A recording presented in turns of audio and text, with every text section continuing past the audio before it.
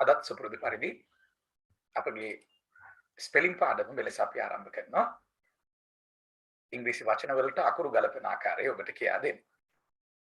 අද අපි ඉලක්කම් ලියන්න ඉගෙන ගනිමු.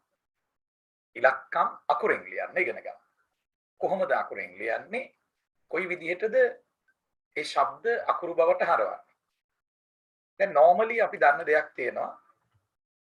ඒ අකුරෙන් අයන්න ශබ්ද වෙනවා. ඊ අකුරෙන් එයන්න ශබ්ද වෙනවා.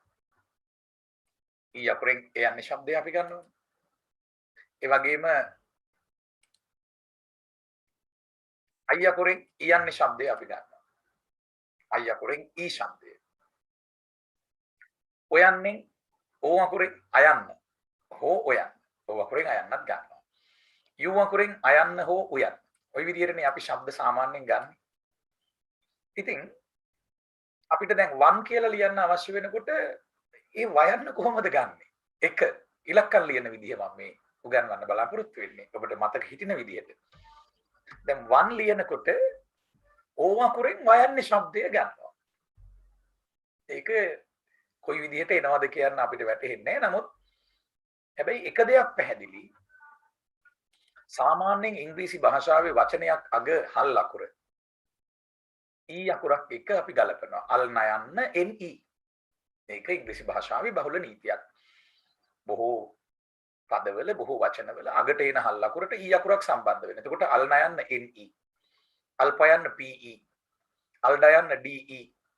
අල් සයන්න SE. අල් ලයන්න LE. එතකොට වන් වල අල් නයන්න NE කියන එක පැහැදිලිනේ. ඕ අකුරෙන් තමයි එතන වයන්නේ ශබ්දය අරන් තියෙන්නේ. වන්.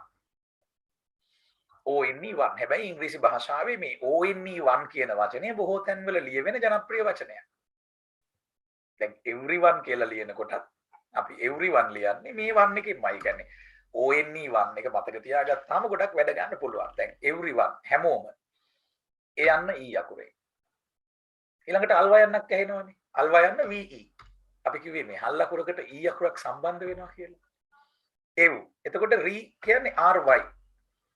රියන්න ලියන ක්‍රම දෙකක් තියෙනවා. RI රියන්න, RY රියන්න. එතකොට ක්‍රම දෙක 50ට 50 නීතිය කියලා මේකට අපි කියන්නේ. එතකොට RY රියන්න අපි මතක තියාගන්නවා. every ඊළඟට one ONE. ඒ one වලත් අල්න යන්න NE. එතන අර වයන්න විතරක් ඕ අකුරෙන් ආවා. ඒක ඉංග්‍රීසි භාෂාවේ මේ one වල වයන්න ලියන විශේෂ සම්ප්‍රදාය ඕ අකුරෙන් තමයි වයන්න අරන් තියෙන්නේ. everyone. ඉතින් අපහසු නෑ මේවා ලියන්න. ඒ යන්නේ ශබ්දයේ ඊ අකුරින් ගන්න. දැන් අපි මුලදීම පටන් ගන්නකොටම කිව්වේ ඒ අකුරෙන් අයන්න, ඊ අකුරෙන් එයන්න. එතකොට everyone වල එයන්න ඊ අකුරෙන්. අල්වා යන්න VE. මේ everyone කියන පදයේ නිත්‍ය ඒකවචන ගණේලා සලකනවා. ඒ නිසා everyone is කියලා තමයි අපි කියන්නේ. දැන් අපි කියනවා නම් හැමෝම ඉන්නවා මෙතන. everyone is here. everyone, no one, anyone, someone මේ ඔක්කොම ඒක වචනයි. someone, anyone, everyone, no one ඒක වචනයි. මෙතන කවුරුත් නැහැ කියනවා නම් අපි ඉංග්‍රීසි වල කියන්නේ no one is here කියලායි. no one is here. කිසිම කෙනෙක් නැහැ කියන්නේ no one. ඊළඟට is කියන පදේ වාක්‍ය මැද්දට දානවා. මෙතන කියලා කියන්නේ here කියන වචනේ අපි ආදේශ කරනවා. මෙතන කවුරුත් නැහැ. no one is here. no one is here. මෙතන කවුරුත් නැහැ. ඊළඟට දැන් අපි to කියන පදය ගත්තොත් කොහොමද to ලියන්නේ? TWO. මේ ගොඩක් අයට මේ වචන මතක නෑ මම හිතන්නේ. දැන් to ලියනකොට T අකුරයි O අකුරයි to දැම්මම නම් අපි දන්නවා. මොකද O අකුරේ ඌ ශබ්දේ තියෙනවා. බොහෝ තැන්වල O අකුරේ ඌ ශබ්දේ තියෙනවා. ඒකනේ අපි do කියලා ලියන්නේ. කරනවට do නේ. කරනවා කියලා කියන්නේ do ලියන්නේ do. එතකොට to කියන්නේ TO. නමුත් TWO 2 කියලා භාවිතයක් තියෙනවා කියන එක තමයි මෙතනදී ඔබ මතක තියාගන්න ඕනේ. දෙකට 2 ලියනකොට නිහඬ නැත්නම් ශබ්ද නොවන W අකුරක් තියෙනවා. ශබ්ද වෙන්නේ නැති W අකුරක් තියෙනවා 2 වල. එතකොට TO තමයි 2 වෙන්නේ. W අකුර වැඩිපුර තියෙනවා. ඉතින් ගොඩාක් පාඩම් කරන්න ඕනේ නැහැ මෙතන. අපි දන්නවා TO2 කියලා. දෙක. හැබැයි W අකුර අමතරව තියෙනවා කියන එක මතක තියාගන්න වෙනවා. TWO2. ඊළඟට තුනට කියන ඉංග්‍රීසි වචනය 3. THREE. අපි දන්නවා අනිවාර්යෙන් තයන්නේ ශබ්දය ගන්නේ TH වලින්. එතකොට ත්‍ර කියලා කියනවා නම් ත්‍ර කියනකොට THR එන්න ඕනේ. THR double E තමයි 3 වෙන්නේ. THR double E 3 කියලා ශබ්දය. 3 ත්‍ර 3 THR double E. ඊළඟට 4 කියලා ලියනකොට FO 4. ඊළඟට R අකුරක් ආවොත් මොකද වෙන්නේ? R අකුරක් ආවොත් පොඩ්ඩක් ඇදීමක් වෙන්නේ. සාමාන්‍ය ඉංග්‍රීසි භාෂාවේ R අකුරෙන් වෙන්නේ පොඩ්ඩක් ඇදෙන එක. ශබ්ද වෙන්නේ R අකුර. FOR 4. ඕකෙත් වැඩිපුර අකුරක් තියෙනවා. මොකද මේ වැඩිපුර අකුර U. FOUR. දැන් මේ හැම වචනයකම වැඩිපුර එක අකුරක් තියෙනවා.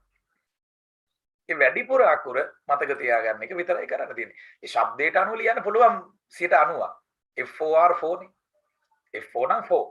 R අකුරෙන් පොඩි ඇදීමක් 4. U අකුරක් මැද තියෙනවා. ඊටත් අමතරව සාමාන්‍යයෙන් ඉංග්‍රීසි භාෂාවේ නිතරම අපි හිතට ගන්න ඕනේ OU කියන අක්ෂර දෙක එක ළඟ එනවා. OU අඹ යාළුව. අඹ යාළුව කවුද? OU OU OU OU OU.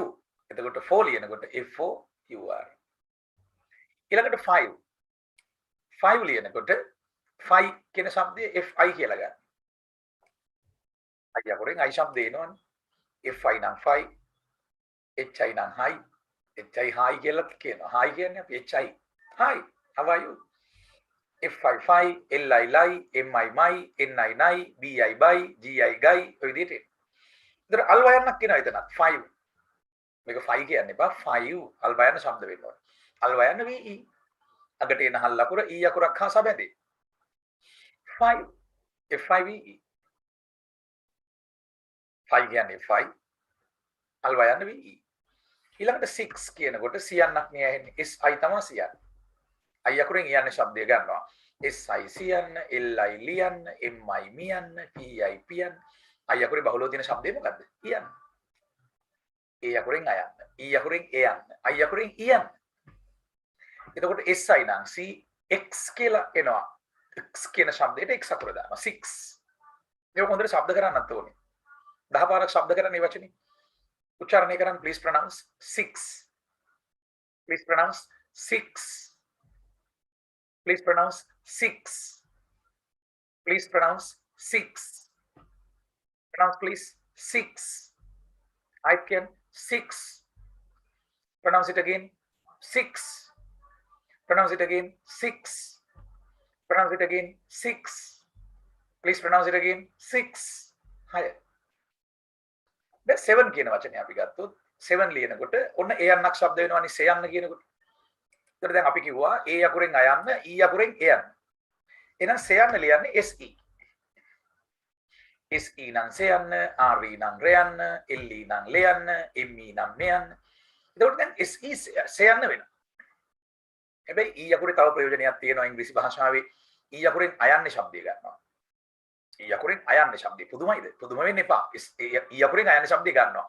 LE ල, ME ම, PE ප, BE බ, GE ග, RE ර, DE ඩ, TE ට ඔය විදිහට શબ્ද වෙනවා.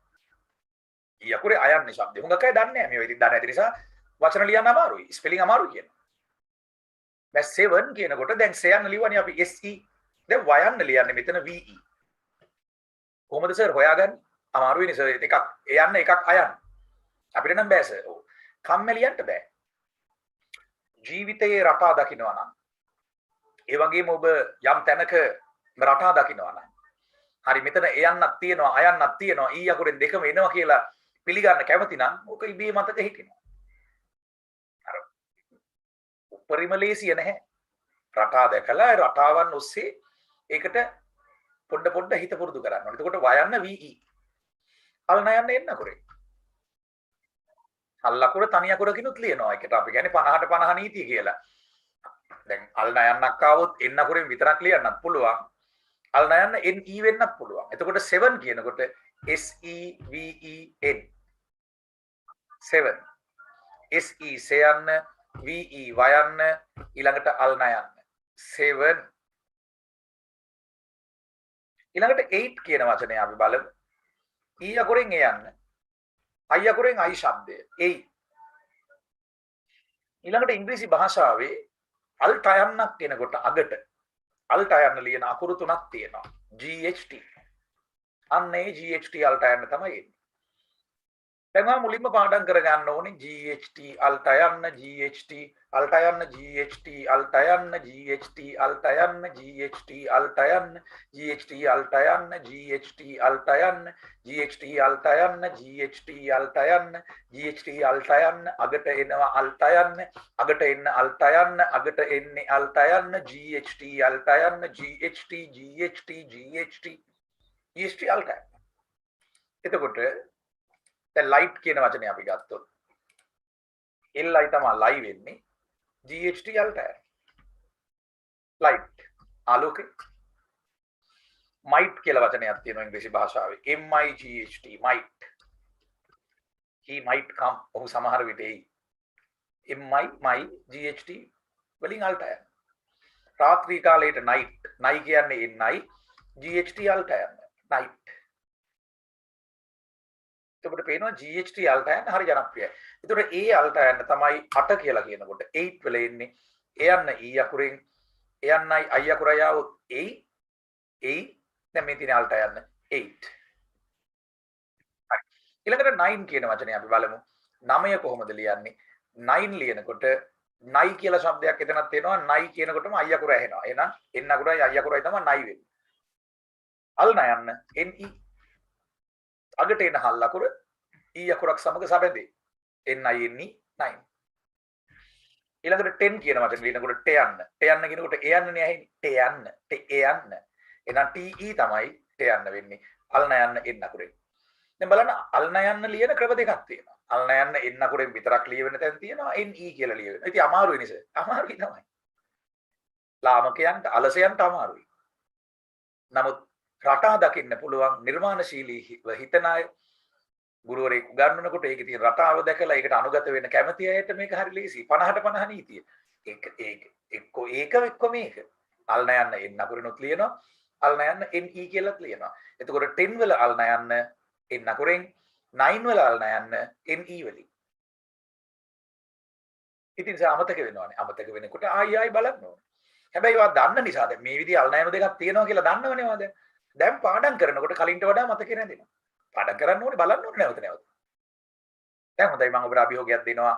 S2 පියාගෙන මේ ඉලක්කම් ටික ස්පෙලිං මතක් කරගන්න. එහෙම නැත්නම් වෙනම කොලයක් අරගෙන 1 ඉඳලා 10ට ඉංග්‍රීසියෙන් ලියන්න අකුරෙන් 1 2 3 4 5 6 7 8 9 10 කියලා කොච්චර ලියන්න පුළුවන්ද? ඉලක්කම් කීයක් ලියන්න පුළුවන්ද කියලා බලන්න. එහෙනම් මේ මොහොතේ සමු ගන්නවා හෙටත් දහවල් 12:45ට මේ වගේම පුංචි ස්පෙලිං පාඩමක් අරගෙන මා ඔබ හමුවට පැමිණෙනවා. අනිවාර්යෙන් දැන් මේ මොහොතේම කොලයක් අරගෙන තනියම ලියලා බලන්න කොච්චර දුරට ලියන්න පුළුවන්ද 1 2 3 4 5 6 7 8 9 10 කියන ඉලක්කම් 10.